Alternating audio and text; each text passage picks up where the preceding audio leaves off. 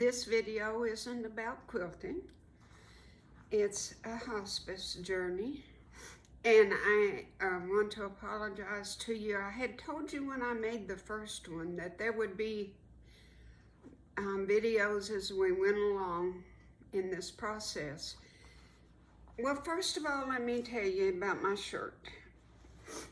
Let me stand up a minute. This is a Dallas Stars hockey jersey. It's in honor and memory of my sweet husband, Sonny. He gave this to me not last Christmas, but the Christmas before.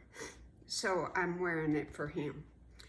When I told you that I was going to make videos about hospice care and, that, I didn't realize, of course, how personal of a journey it was going to be, and it really was just for my husband and I.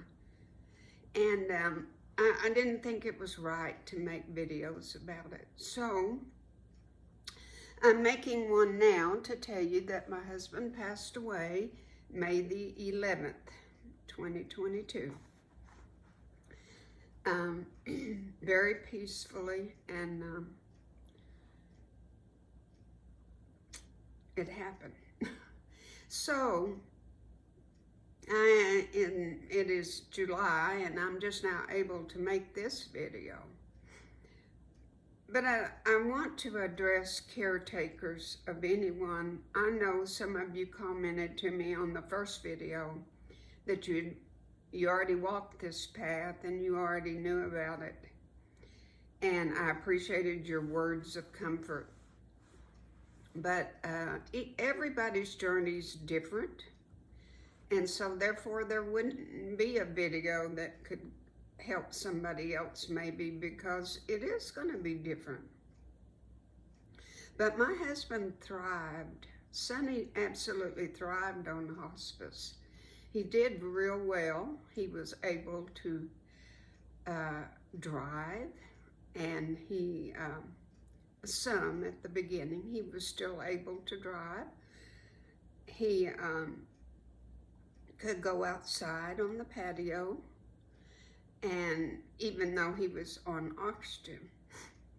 And they monitored, they took care of his medicines so well and monitored everything and changed and did whatever they could. And they were only coming 3 days a week because he just didn't need any more care than that.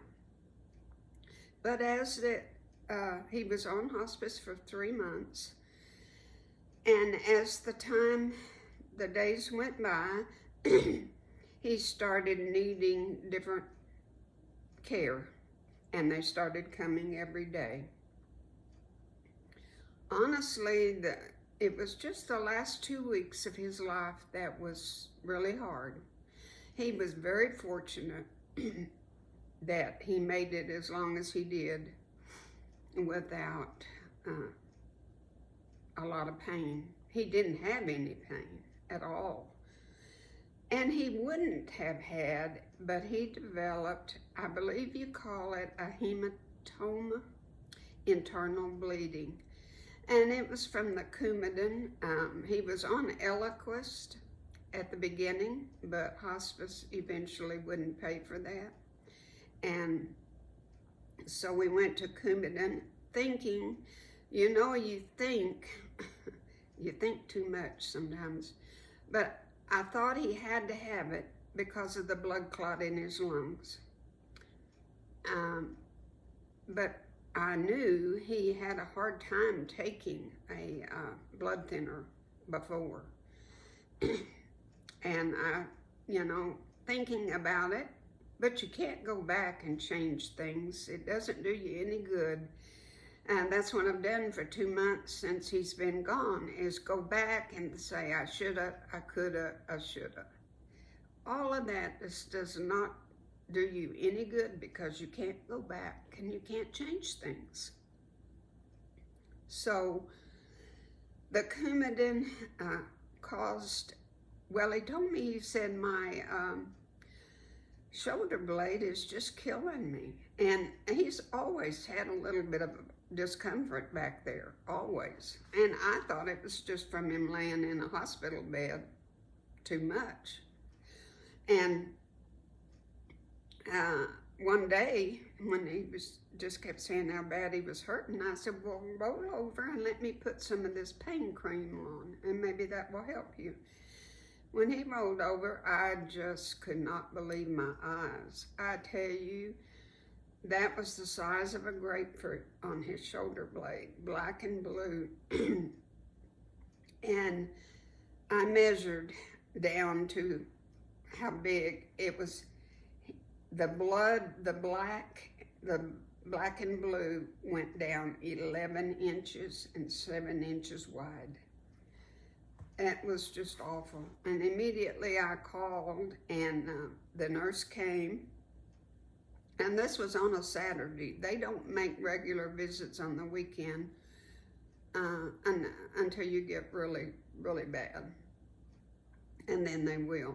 But I called and she came, and she took pictures of it and sent it to their doctor that was on call.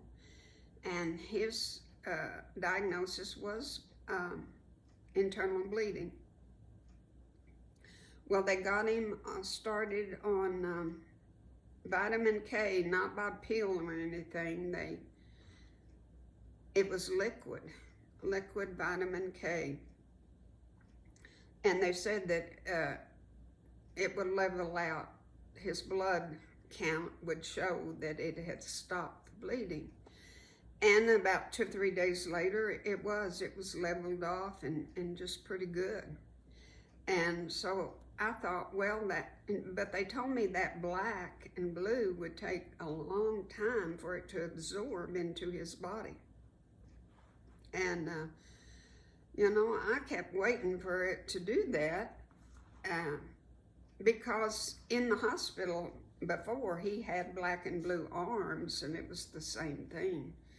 And that did go away. So I thought this would go away.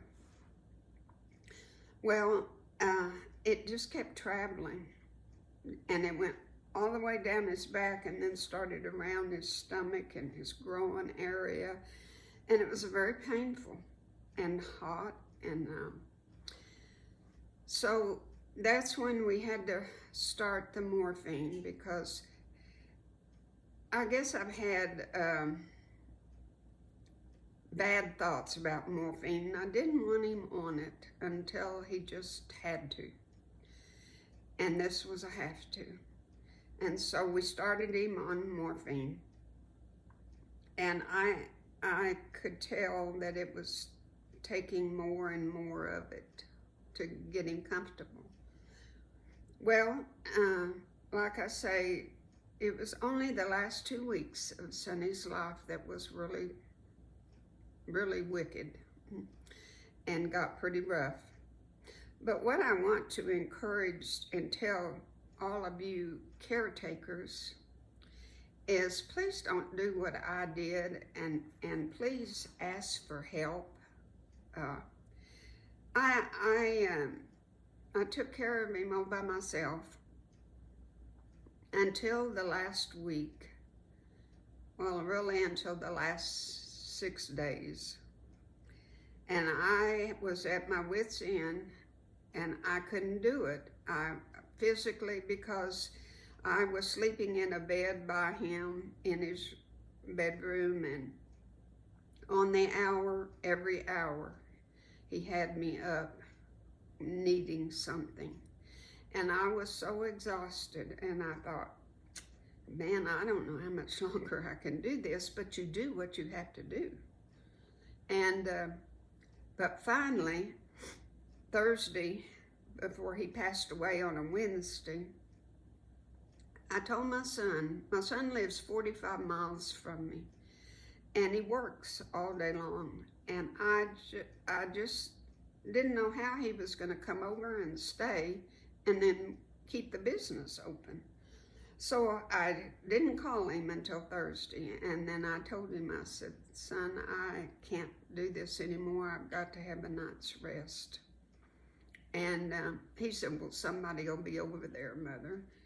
And my grandson lived here at the time in Amarillo, and he came. over. And he's one that he's young and he could do it, and he stayed up all night long with him, and they had the best time. They had a party. His wife came with him, and they went to Whataburger and got him a patty melt, and he ate the whole thing, and he hadn't eaten in days, but he ate the whole thing. They had such a precious, sweet time together. And then Friday, my daughter-in-law, I have two daughter-in-laws. One, my son passed away, and she is remarried, but she's still my precious daughter-in-law. We've always been close. But this was the daughter-in-law of my son that's living, and she was going to come Friday and stay.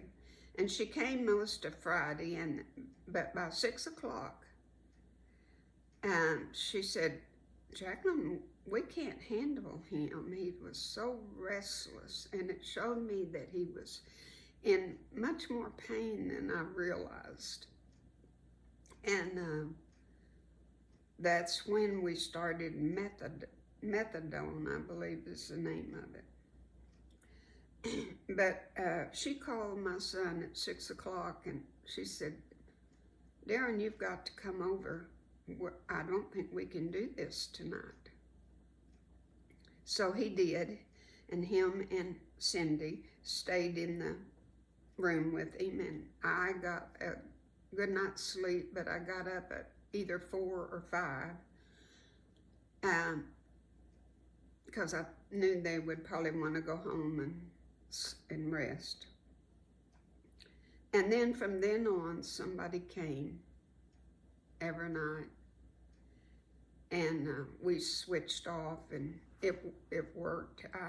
But don't wait as long as I did.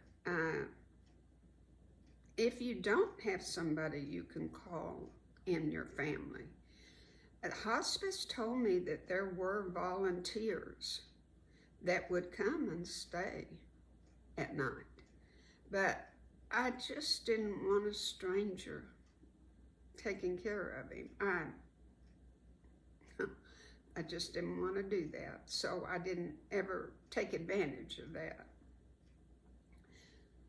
But when you, and don't hesitate, I guess I would say, to give them their pain medication. Yes, it's going to put them to sleep, and you might not have much more communication with them. But what's more important? You know, their comfort. Are you wanting to be able to talk to them? You have to decide, I guess. That's what I had to decide. So I apologize again for not doing videos, but I think you'll understand why I didn't. And I know a lot of you have told me you've already been through this, and so you understand perfectly well. And I hope you never have to go through it, ever, with anybody. So that's it. May the 11th was his birthday, and he went out on his birthday. That's what the nurse told us the night before.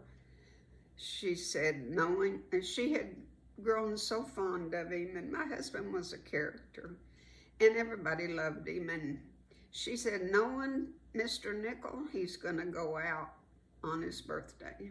She was exactly right. She even came to Sonny's funeral. I thought that was so sweet, so precious. Okay, that's all, and thank you for listening, and God bless.